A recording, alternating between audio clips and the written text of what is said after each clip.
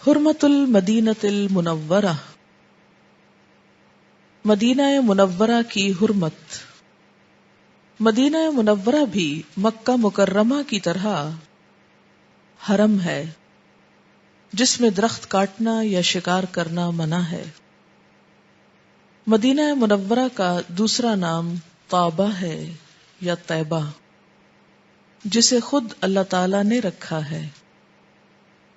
عن جابر بن سمرۃ رضی اللہ عنہ قال سمعت رسول اللہ صلی اللہ علیہ وسلم یقول ان اللہ تعالی سمى المدینۃ طابہ، رواہ مسلم۔ آپ میں سے کتنے لوگوں کو یہ بات پتا ہے کہ اللہ تعالیٰ نے یہ نام رکھا ہوا ہے؟ نہیں پتا نا؟ مجھے یاد ہے جب میں نے کتاب پڑھانی شروع کی تو کچھ لوگوں کی تنقید یہ آئی کہ یہ باتیں تو ہم کو پتا ہیں، آپ کیوں ہمارا وقت لے رہی ہیں؟ لیکن حقیقت یہ ہے کہ بہت ساری باتیں جو پتا ہوتی ہیں انسان کو سنی سنائی پہ، جب کتاب سامنے ہوتی ہے تو وہ علم الیقین میں بدلتی ہیں۔ دوسری بات یہ ہے کہ انہی باتوں میں سے کچھ باتیں ایسی بھی ہوتی ہیں جو واقعی نہیں پتا ہوتی، تو ان کا پتہ چل جانا خیر کا باعث ہوتا ہے۔ عام طور پر آپ دیکھیں کہ ان جگہوں سے جو ہماری محبت ہے نا، بس وہ بھی سنی سنائی ہے، روایتی ہے، اس کی روٹس گہری نہیں ہیں۔ لیکن مومن جس کے دل میں نور آتا ہے نا، ایمان کا، ہدایت کا، اس کو غذا ملتی ہے کس سے؟ من شجرۃ مبارکۃ زیتونۃ۔ آپ کو پتا ہے کہ زیتون کے درخت کی جڑیں کتنی گہری ہوتی؟ 20 فٹ تک۔ اسی لیے جب دوسرے درخت سوکھ جاتے ہیں تو وہ سوکھتا نہیں ہے، ایک طرح سے سیلف سسٹین جسے کہتے ہیں نا کہ کرنا۔ پھر آپ دیکھیے کہ جب بوڑھا بھی ہو جاتا ہے نا زیتون کا درخت، تو دوسرے درختوں کے برعکس پھر بھی پھل دیتا ہے۔ جب بظاہر بالکل سوکھا ہوا لگتا ہے نا، پھر بھی پھلوں سے بھر جاتا ہے۔ اور آپ کو پتا ہے کہ اس کا پھل چند سال نہیں، سینکڑوں سال تک لگتا ہے۔ فلسطین میں بعض درخت ایسے پائے جاتے ہیں جن کے بارے میں آتا ہے کہ یہ حضرت عیسیٰ علیہ السلام کے زمانے کے ہیں۔ تو کیوں پھل دے سکتے ہیں؟ اس لیے کہ ان کی جڑیں گہری ہیں۔ تو اگر آپ بھی ایمان میں اپنی جڑیں گہری کرنا چاہتے ہیں نا، تو علم کا شوق پیدا کریں اپنے اندر، اور علم حاصل کرتے جائیں حتیٰ کہ سیلف سسٹین کریں، یعنی پھر اس قابل ہوں کہ خود گہرائی میں اتر سکیں ایک طرح سے۔ بہرحال ہاں، تو میں یہ کہہ رہی تھی کہ ہمارا مکہ مدینہ وغیرہ سے جو تعلق ہے نا محبت کا، وہ کسی گہری بنیاد پر نہیں ہے، علم پر نہیں ہے، وہ کس پر ہے؟ روایت پہ۔ ماں باپ کو دیکھا محبت کرتے، ہم بھی شروع ہو گئے۔ اچھی بات ہے، روایت بھی اچھی چیز ہے، لیکن روایات بعض اوقات بہت دن تک نہیں رہتی۔ اچھا، بہت سے لوگ جب یہ بات کرتے ہیں نا، اکثر سٹوڈنٹس میرے یہ کہتے ہیں ہمیں بہت ڈر لگتا ہے جب ہم یہاں سے پلٹیں گے ہم ویسے ہی نہ ہو جائیں، کہتے ہیں نا، اور ہو سکتا ہے آپ میں سے بہت سوچتے بھی ہوں۔ ایسا کیوں ہوتا ہے؟ کون سا درخت اکھڑ جاتا ہے جس کی جڑیں مضبوط نہیں ہوتی؟ جو اپنی غذا خود حاصل کرنے لگتا ہے، جس کے اندر دین کے علم کی گہرائی آ جاتی ہے نا، پختگی آ جاتی ہے، اس کو ایسا نہیں ڈر لگتا۔ کہتے کیوں؟ میں بدل دوں گا زمانے کو، کون ہے جو مجھ کو بدلے؟ میرے پاس حق ہے، میں علم الیقین کے ساتھ آگے بڑھ رہا ہوں۔ یہ تکبر کی بات نہیں ہوتی، اور نہ تکبر کی ٹون میں کبھی کہیں، وہ اندر کا جو عزم اور پختگی اور استقامت ہے اس کی بنیاد پر۔ اور یہ علم یقینی ہونا ضروری ہے، اور یہ علم یقینی جب تک شہد کی مکھی کی طرح رس رس سے پھول نہیں چوسیں گے تو وہ آئے گا نہیں۔ مسلمانوں کے اندر جب تک وہ علم تھا جو علم الیقین کہلاتا ہے، تو ان کی اقدار اور ویلیوز اور اصول اور اخلاق وہ سب جمع ہوا تھا۔ لیکن جب وہ نکل گیا نا اور جہالت عام ہوئی، کیا ایسا لگتا ہے جھاڑو پھر گیا اسلامی روایات پہ۔ اگر آج کے معاشرے میں اپنی ینگر جنریشن کو دیکھیں کہ جن کو نہیں پتا کہ چھینکنے پہ کیا کرنا ہے، جن کو نہیں پتا کہ بڑا کوئی اور ملے تو کیا کہنا ہے، چھوٹی چھوٹی چیزوں میں ہماری روایات ختم ہو کر رہ گئی. ہم نام کے مسلمان رہ گئے, ہمارے اندر اسلامی اخلاق اور تہذیب نام کی شے نہیں ملتی, کسی اور تہذیب نے ڈیرے جمائے ہوئے. اس کے مقابلے کے لیے, مجھے لفظ مقابلہ بہت برا لگتا ہے اور نہ میں نے کبھی زندگی میں مقابلہ کیا ہے, لیکن اس کا مطلب یہ ہے کہ اس کے توڑ کے لیے ان چیزوں کو ہٹا کر اصل چیز لانے کے لیے جو طریقہ کار آپ کو اختیار کرنا ہوگا وہ صحیح علم کا پرچار ہے. صحیح اوتھینٹک حقیقی یقینی علم کو راسخ کرنا, خود بھی رسوخ کے درجے میں لینا اور دوسروں کو بھی یقین کے ساتھ دینا. حضرت جابر بن سمرہ کہتے ہیں, میں نے رسول اللہ صلی اللہ علیہ وسلم کو فرماتے ہوئے سنا کہ اللہ تعالیٰ نے مدینہ کا نام طابہ رکھا ہے. اسے مسلم نے روایت کیا ہے.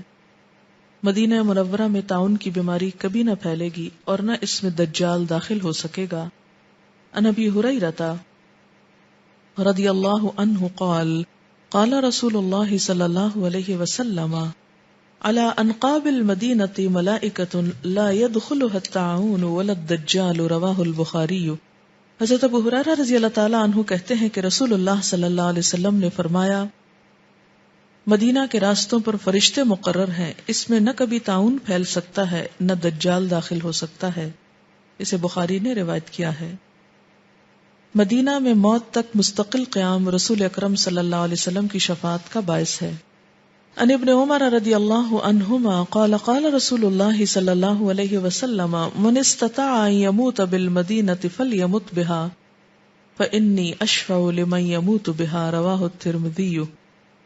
حضرت عبداللہ بن عمر رضی اللہ تعالی عنہ کہتے ہیں کہ رسول اللہ صلی اللہ علیہ وسلم نے فرمایا, جو شخص مدینہ منورہ میں مر سکتا ہو یعنی یہاں آ کر موت تک قیام کر سکتا ہو, اسے ضرور مدینہ میں مرنا چاہیے, کیونکہ میں اس شخص کے لیے سفارش کروں گا جو مدینہ میں مرے گا. اسے ترمذی نے روایت کیا ہے. مدینہ منورہ میں مکہ مکرمہ کی نسبت دگنی برکت رکھی گئی ہے. عن انس رضی اللہ عنہ عن النبی صلی اللہ علیہ وسلم قال اللہم اجعل بالمدینة ضعفی ما جعلت بمکہ من البرکۃ رواہ البخاری.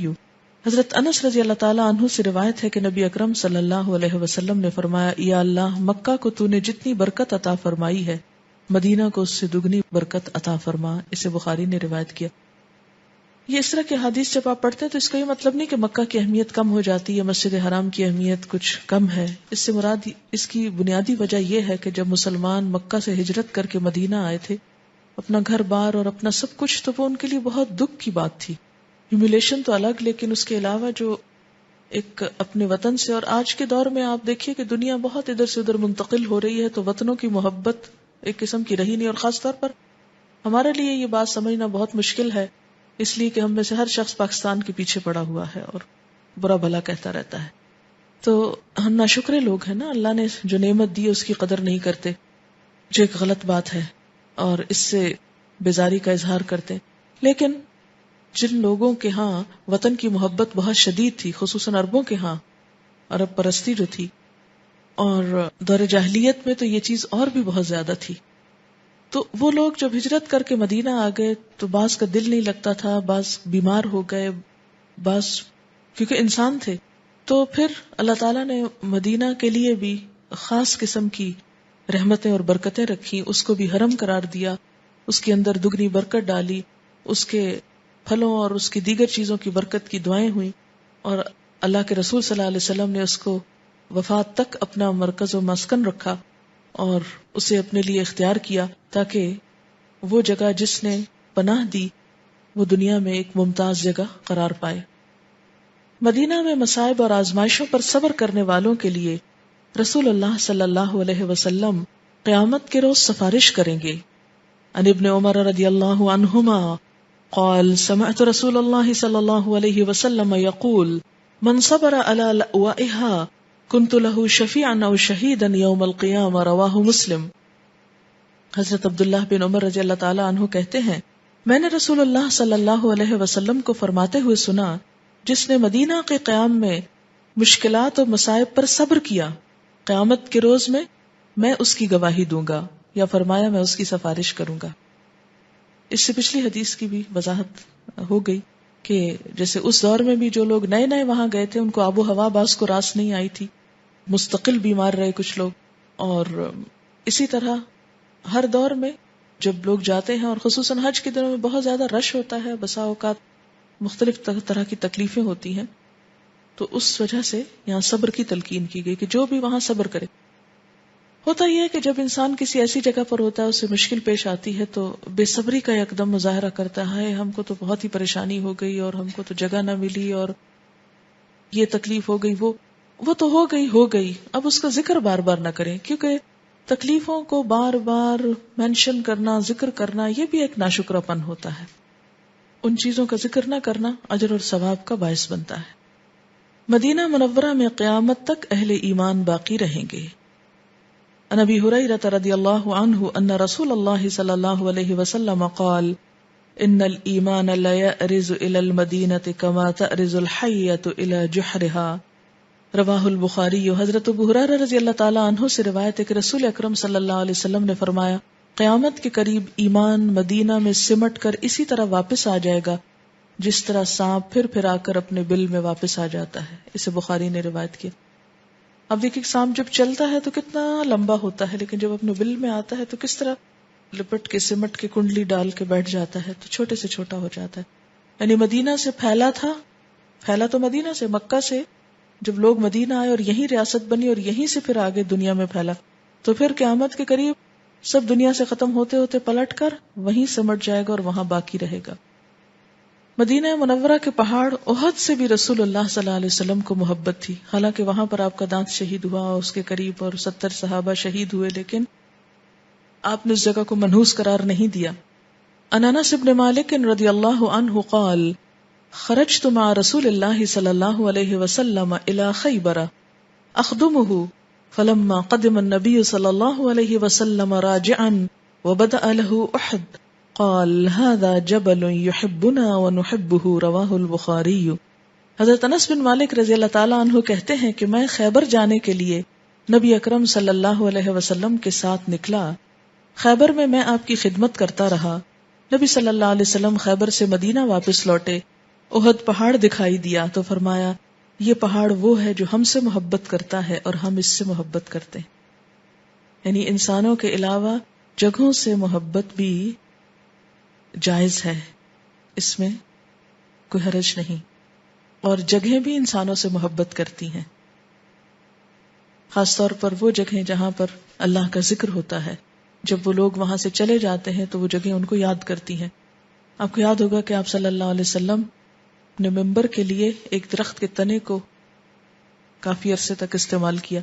پھر جب حالات بہتر ہوئے تو آپ نے اس کی جگہ نیا ممبر جب وہ لائے تو آپ صلی اللہ علیہ وسلم نے فرمایا کہ میں اس تنے کی آہیں سن رہا ہوں، یا انینن کہ یہ آہیں بھر رہا ہے، رو رہا ہے اور آہیں بھر رہا ہے کہ اس سے پہلے نبی صلی اللہ علیہ وسلم مجھ پر خطبہ دیا کرتے تھے اور اب آپ نے مجھے چھوڑ دیا اور دوسرا ممبر اختیار کر لیا. مدینہ منورہ کی کھجور عجوہ جنت کا پھل ہے جس میں زہر اور جادو کے لیے شفا رکھی گئی ہے. عن ابی ہریرہ رضی اللہ عنہ قال قال رسول اللہ صلی اللہ علیہ وسلم العجوۃ من الجنۃ وفیہا شفاء من السم. رواہ الترمذی. حضرت ابو ہریرہ رضی اللہ تعالی عنہ کہتے ہیں کہ رسول اللہ صلی اللہ علیہ وسلم نے فرمایا عجوہ کھجور جنت کا پھل ہے اور اس میں زہر کے لیے شفا ہے. جنت کا پھل سے مراد کیا ہے کہ اس کی جو اصل ہے یہ گٹلی یا بیج وہاں سے آیا ہوگا پھر زمین میں اگایا گیا، اور اس کے بارے میں بھی آتا ہے کہ یہ بھی کئی سال تک 100 سال سے بھی زیادہ شاید یہ پھل دیتی ہے، بلکہ اس سے بھی زیادہ کئی 100 سال تک اس کا پھل جو ہے وہ آتا رہتا ہے. یہ بھی بہترین درخت ہے کھجور کا. اب آپ کہتے ہوں گے کہ زہر سے علاج تو سمجھ میں آتا ہے، جادو سے علاج کیا؟ تو جادو کے اثرات روح پر ہوتے ہیں، اور اس طرح کی غذا جو انسان کو خوشی بخشے یا جسم کو صحت بخشے تو قدرتی طور پر وہ روح تک بھی اس کا اثر ہوتا ہے. اب دیکھیں کہ جادو کے اثر سے بھی روح پہ اثر ہوتا ہے، پھر وہ آہستہ آہستہ جسم پر بھی سرایت کرتا ہے. جب انسان کوئی ایسی چیز کھاتا ہے جسم صحت مند ہوتا ہے اور وہ دفاع کر لیتا ہے کس کا؟ اس روحانی اثر کا بھی، جو کسی بھی قسم کے نیگیٹو اثر کا. ایک ریزسٹنس پیدا ہو جاتی ہے نا اندر. اور یاد رکھیے کہ اس کھجور کی کوئی بھی چیز ویسٹ نہیں بنتی. ویسٹ بن کے جسم سے نہیں نکلتی، جسے فضلہ کہتے ہیں. حضرت انساد ابن ابی وقاص رضی اللہ عنہ قال قال رسول اللہ صلی اللہ علیہ وسلم من تصبح كل يوم 7 تمرات عجوة لم يضره في ذلك اليوم سم ولا سحر رواہ البخاری. حضرت سعد بن وقاص کہتے ہیں کہ رسول اللہ صلی اللہ علیہ وسلم نے فرمایا، جو شخص جس روز صبح کے وقت 7 عدد عجوہ کھجوریں کھائے گا اس کو اس روز زہر اور جادو نقصان نہیں پہنچائے گا. اسے بخاری نے روایت کیا ہے. مدینہ منورہ میں داخل ہونے سے پہلے وضو یا غسل کرنا سنت سے ثابت نہیں. مدینہ منورہ میں ننگے پاؤں داخل ہونا سنت سے ثابت نہیں. ابھی کچھ عرصہ پہلے کسی نے مجھے ایک بزرگ کا ذکر کیا کہ وہ جب مدینہ میں گئے تو انہوں نے جوتے اتار دیے کیونکہ شدید گرمی تھی. تو ان کے مرید ساتھ تھے، انہوں نے آگے آگے چادریں بچھائیں اور اس پر وہ چل کر مسجد تک پہنچے. اب آپ خود سوچیں کہ اس تکلف کی ضرورت کیا تھی. جو چیز سنت سے ثابت نہیں، نیکی نہیں، اس کو ہم خود ساختہ طریقے سے ایک نیا شوشہ چھوڑ کر اسے سنت بنا لیتے ہیں. تو یہ کوئی نیکی کا کام نہیں. اگر یہ ایسا ہی ہوتا تو صحابہ کرام پیچھے نہ رہتے. مدینہ منورہ میں داخل ہوتے وقت بسم اللہ و علی ملت رسول اللہ رب ادخلنی مدخل صدق و اخرجنی مخرج صدق واجعل لی من لدنک سلطانا نصیرا پڑھنا سنت سے ثابت نہیں. اس میں خاص طور پر یہ جو ہے نا بسم اللہ و علی ملت رسول اللہ، یہ الفاظ جو ہیں یہ درست نہیں کہ یہ سنت سے ثابت نہیں. ورنہ یہ جو دعا ہے رب ادخلنی مدخل صدق و اخرجنی مخرج صدق واجعل لی من لدنک سلطانا نصیرا، یہ تو کسی بھی بستی میں داخل ہوتے وقت آپ ایک عادتاً پڑھ سکتے ہیں، لیکن ضروری نہیں کہ آپ صلی اللہ علیہ وسلم کی سنت میں ہی آپ اس کو پڑھیں گے.